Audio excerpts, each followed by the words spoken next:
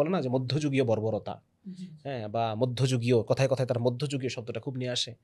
এর পিছনে কারণ হচ্ছে ইউরোপের যে মধ্যযুগ, মধ্যযুগ বলতে ইউরোপ যেটাকে বোঝে ওই মধ্যযুগটা আসলে ইউরোপের জন্য খুব কষ্টকর ছিল, এবং এই কষ্টের পিছনে দায়ী ছিল এই ইউরোপের ধর্ম, তার মানে ক্রিশ্চিয়ানিটি। আচ্ছা, তাহলে মধ্যযুগ বা অন্ধকার যুগ বলতে যেটা আসলে বোঝায় সেটা মূলত ইউরোপীয় সেই অবস্থাটাকে রাইট বোঝাচ্ছে। রাইট রাইট ইউরোপ জি। তার জায়গা থেকে, এখন তো জ্ঞানের প্রত্যেকটা শাখাকেই ইউরোসেন্ট্রিক বলা হয়, যে সব কিছুই ইউরোপ কেন্দ্রিক। হ্যাঁ, এটাকে আবিষ্কার করছে, মানে ফার্স্ট ইউরোপীয় যেটা আবিষ্কার করছেন, এটা রবার্ট ব্রিফল্ট নামে একজন মানে ইতিহাসবিদ আছেন, ওনার একটা বক্তব্য হচ্ছে, মানে উনি মোটামুটি ক্ষিপ্ত ব্যাপারটা নিয়ে, যে কেন কোনো ফার্স্ট ইউরোপিয়ান যিনি দেখছেন জিনিসটাকে, ওনাকেই কেন আবিষ্কারক বলা হবে, এর আগেও তো মানুষ এটাকে চিনত, তাই না? উনি এটা নিয়ে ওনার মানে কঠোর সমালোচনা আছে, যে ফার্স্ট ইউরোপীয় একটা জিনিস দেখছে মানেই বারুদ, প্রথম কোন ইউরোপীয় এটাকে ব্যবহার করছে সেই বারুদের আবিষ্কারক। এর আগে দেখা যাচ্ছে যে কত বছর ধরে চাইনিজরা, একটা উদাহরণ দিলাম জাস্ট, এরকম অনেক অনেক বিষয় আছে। তোমার কথা একই রকমভাবে ইতিহাসেরও মানে ইউরোসেন্ট্রিজম আছে। হ্যাঁ, মানে ইউরোপ তার নিজেকে সেন্টার করে ইতিহাসের বিভিন্ন জিনিসকে ডিফাইন করে, সংজ্ঞায়িত করে। তো সে একই রকমভাবে মধ্যযুগ, এটাকে সে সারা পৃথিবীতে এমন একটা ভাব যেন ওই টাইমে সারা পৃথিবীতেই মধ্যযুগ, অন্ধকার যুগ চলতেছে, সারা পৃথিবীতেই জ্ঞান বিজ্ঞান সব থেমে আছে, সারা পৃথিবীতেই মানুষের চিন্তার যে ব্যাপকতা এগুলো নাই, মানুষ সংকীর্ণ চিন্তার, সবখানেই ধর্ম এমনভাবে শাসন করতেছে যে মানুষের মানে দম আটকায় ধরছে ধর্ম এসে। এরকম একটা ভাব ওদের, যে সারা পৃথিবীতেই মনে হয় এরকম ব্যবস্থা চলতেছে, কিন্তু আসলে কিন্তু তা না, শুধু ইউরোপের একটা অংশে, ইউরোপের মধ্যে এই জিনিসটা চলতেছিল। এবং এইটা ছিল মূলত, এর পিছনে মূলত দায়ী ছিল যে আমরা এটাকে বলি ইনস্টিটিউশনালাইজড ক্রিশ্চিয়ানিটি, মানে খ্রিস্টান ধর্মটা এটা একটা ইনস্টিটিউশন হিসেবে, যেটাকে আমরা চার্চ নামে চিনি, মানে প্যাপাসি বা পোপতন্ত্র, হ্যাঁ, বা গির্জাতন্ত্র, বিভিন্ন নামে এটা পরিচিত। এবং এটা পুরোটা একটা ইনস্টিটিউশন, যার উপরে থাকতো পোপ, হ্যাঁ, তার বিভিন্ন দেশে দেশে তার প্রতিনিধি থাকতো, এটাকে বলা হতো বিশপ, ঠিক আছে, তার আন্ডারে আবার প্রত্যেক জেলায় জেলায় থাকতো তার আন্ডারে, একটু পুরো চেইন, ওয়ান টাইপ অফ মানে গভর্নমেন্ট বা সরকার, একটা গভর্নমেন্টের মতো। এবং এই গভর্নমেন্টের সাথে স্টেট বা সাম্রাজ্যের বারবার কনফ্লিক্ট হচ্ছে। আমরা যদি ইউরোপের ইতিহাস দেখি, আমার একটা ছোট বই আছে অবাধ্যতার ইতিহাস, ওটার মধ্যে আমি এগুলো বিষয় নিয়ে আমি দেখানোর চেষ্টা করছি যে কিভাবে মানে শত শত বছর ধরে এই চার্চের সাথে ইউরোপের সমাজ যুদ্ধ করতেছে, ইউরোপের রাষ্ট্রগুলা এই চার্চের মোকাবেলায়, ইউরোপের অর্থ ব্যবস্থা ভেঙে পড়তেছে, চার্চ একটার পর একটা ক্রুসেডের ডাক দিচ্ছে মুসলমানদের বিরুদ্ধে।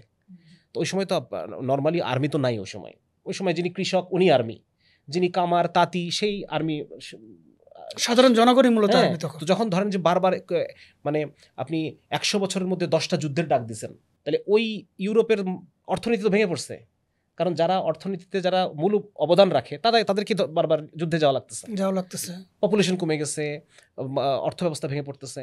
তো এইরকম একটা, তারপর ধরেন যে ইউরোপে একটু ভিন্ন চিন্তা যারা লালন করে তাদেরকে চার্চের তখন বিচারিক ক্ষমতাও আছে।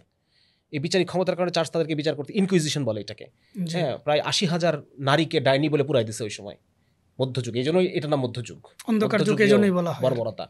এছাড়া নতুন নতুন পদ্ধতিতে টর্চার করা, নতুন নতুন মানে বিদিকিচ্ছ অবস্থা। তার মানে আমরা দেখতে পাচ্ছি যে সাধারণ জনগণের সাথে একটা কনফ্লিক্ট।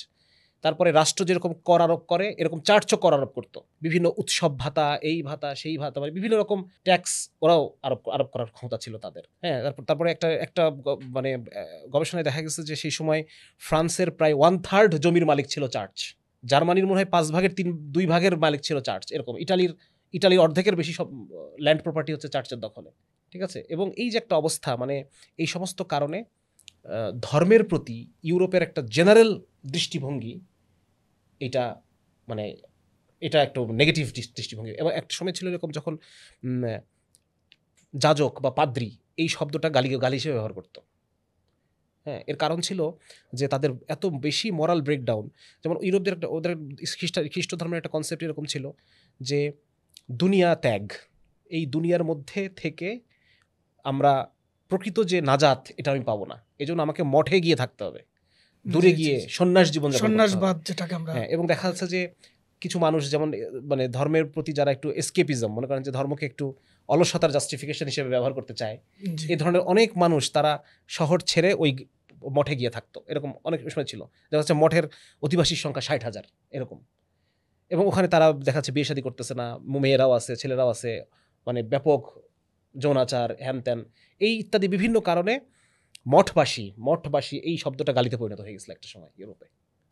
তাদের খাওয়া দাওয়া বা অন্যান্য বিষয়গুলো কিভাবে manage এখানে ওই হতো? সময় হচ্ছে, ওখানে মানুষ দিয়ে যাচ্ছে, সদকা করতেছে, আমরা আমাদের যেরকম ধর্মীয় চিন্তা করে হ্যাঁ, মানুষ সদকা দান করতেছে, করছে খাওয়াচ্ছে, বা- খাওয়াইলে সওয়াব আছে, এই দান। এবং এরকম হয়ে গেছে যে ওই সময় যাজক যারা, তারা একদিকে তারা মানুষকে ডাকতেছে দুনিয়া বিমুখতার দিকে, অন্যদিকে দেখাচ্ছে তার প্রচুর প্রপার্টি আছে, প্রচুর জমি, তার নিজস্ব ভোগবিলাস আবার প্রচুর। তো এইরকম একটা অবস্থা ইউরোপের একটা সময় গেছে, প্রায় 1000 বছরের উপরে এরকম একটা সময়, যখন খ্রিস্ট ধর্মের এই নিষ্পেষণে ইউরোপের মধ্যে একটা হাহাকার, একটা মুক্তির আশা। তো এর পরবর্তীতে আমরা দেখতে পাই যে যখন মুসলমানরা ইউরোপের, আমরা একটা দীর্ঘ সময় ইউরোপের স্পেন একটা জায়গা কিন্তু আমরা শাসন করছি, জি জি স্পেন এবং ইটালির সাউথ ইটালি যে জায়গাটা, এই জায়গাটা মুসলমানরা শাসন করছে। এবং এই সময় মুসলমানদের যে জ্ঞান বিজ্ঞান এবং কোরআনের যে আমভাবে কোরআনের যে নির্দেশনা, যে তুমি দূর দিগন্তে তুমি তাকাও, সেখানে তুমি আমার আয়াত দেখতে পাবে, হ্যাঁ, এবং তোমার নিজের মধ্যে তাকাও, তুমি আমার নিদর্শনগুলোকে তুমি দেখতে পাবা, তুমি তাকাও। তার মানে এই যে কোরআন মুসলমানদেরকে একটা জ্ঞানের দিকে, জ্ঞান অন্বেষণের দিকে এবং অনুসন্ধানের দিকে ধাবিত করছে। এই যে জিনিসটা, জ্ঞানের প্রতি যে একটা তাড়না, জি এইটা ইউরোপ স্পেন থেকে শিখছে মুসলমানদের কাছ থেকে। এবং সেই সময় ইউরোপের বিভিন্ন জায়গা থেকে পাদ্রীরা বা যারা জ্ঞান পিপাসু, তারা এই স্পেনের বিভিন্ন শহরগুলোতে এসে সেখানকার মুসলমানদের তৈরি করা বিভিন্ন বিশ্ববিদ্যালয়গুলো থেকে তারা শিখতো, এবং শিখে তারা নিজেদের দেশে গিয়ে এটাকে আবার প্রিচ করতো নিজেদের মতো করে। তো এরকম একটা জ্ঞানের আদান প্রদান ওই সময় হয়েছে। এবং এর ফলে ইউরোপের যে শিক্ষিত জনগোষ্ঠী, এই শিক্ষিত জনগোষ্ঠীর চিন্তার মধ্যে একটা ব্যাপক পরিবর্তন আসছে। হ্যাঁ, জ্ঞানের প্রতি অনুসন্ধিৎসা, অন্ধবিশ্বাসকে মেনে না নেওয়া। হ্যাঁ, দেখেন ইসলামে কিন্তু আমাদের বাই ডিফল্ট আল্লাহ তাআলা বলতেছেন, যখন কোনো ফাসেক তোমাদের কাছে কোনো খবর নিয়ে আসে, সেটাকে বিশ্বাস করো না, সেটাকে যাচাই করো।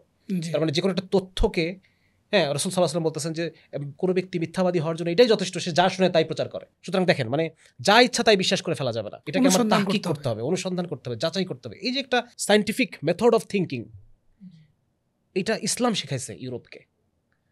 হ্যাঁ, এবং এর মধ্য দিয়ে তারা চিন্তার নতুনভাবে তারা চিন্তা করা শুরু করলো যে চার্চ আমাদেরকে এতদিন পর্যন্ত যা কিছু শেখাচ্ছে, এটা আসলে তারা একতরফা ক্ষমতা, তারা কক্ষিগত করে রাখার জন্য এই কাজগুলো নিজেরা ক্ষমতা করতেছে। কুক্ষিগত রাখার জন্য তারা এই হ্যাঁ, কাজগুলো করে মানে তাদের চোখ খুলে গেল। জি তখন ইউরোপের বিভিন্ন জায়গায় বিশ্ববিদ্যালয় গড়ে উঠলো মুসলমানদের অনুকরণে, বিভিন্ন জায়গায় তারা বিশ্ববিদ্যালয় তৈরি করলো, এবং সেই বিশ্ববিদ্যালয়গুলো থেকে আরও শিক্ষিত মানুষজন তৈরি হচ্ছে, সেখানে মুসলমানদের এই চিন্তাগুলা শেখানো হচ্ছে তাদেরকে।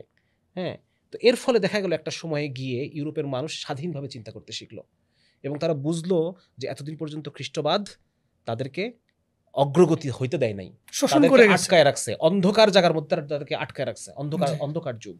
এখান থেকে তারা এখন আলোর দিকে, নবজাগরণ, ঘুম পাড়ায় রাখছে তাদেরকে। এই যে রেনেসা শুরু হলো, আমরা রেনেসা নামে যে একটা ঐতিহাসিক যে একটা সময়কালের কথা আমরা জানি, ইউরোপে রেনেসা শুরু হয়েছে। রেনেসা শব্দটার অর্থ নবজাগরণ। এবং তারা বলতেছে যে এতদিন পর্যন্ত খ্রিস্টবাদ আমাদেরকে ঘুম পাড়ায় রাখছে, আমরা এখান থেকে নবজাগরণ হইলো, আমাদের চিন্তার নবজাগরণ। এবং ওই জায়গার মধ্যে তাদের মূল আলোচনাটা ছিল যে আমরা আর কোনো নাজাতে বিশ্বাস করি না, কোনো নাজাত না, মানুষের জীবনের চূড়ান্ত লক্ষ্য কোনো নাজাত না, মানুষের জীবনের চূড়ান্ত লক্ষ্য হচ্ছে ভোগ, মানে সুখ।